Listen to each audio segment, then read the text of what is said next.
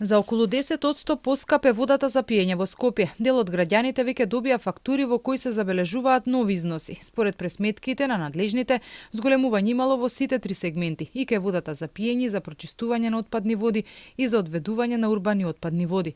Па така, збирно зголемувањето е околу 10%. Овој пат одлуката за цената ја донесе регулаторната комисија за енергетика, како што објаснуваат од таму во случај кога градскиот совет нема да го направи тоа, одлуката ја носи РК.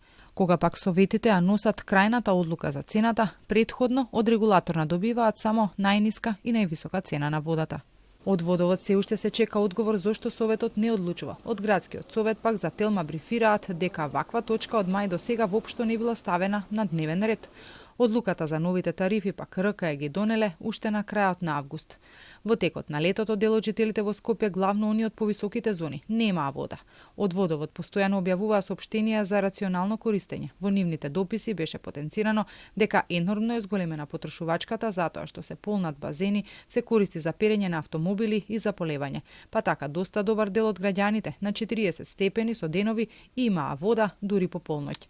Без вода беше и болницата Козле која се снабдуваше со цистерни, но проблеми имаа и во другите градови. Постојано се зборува дека загубите се високи и надминуваат 60%. Според последниот извештај на регулаторите, од изворот до чаша се губат 2/3 од водата, што се препишува на недоволно инвестирање во мрежата.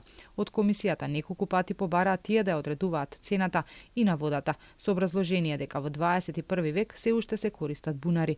Според последниот извештај на Министерството за финансии, јавното претпријатие Водовод и канализација Скопје има доспеани, а неплатени обврски од 14,5 милиони евра.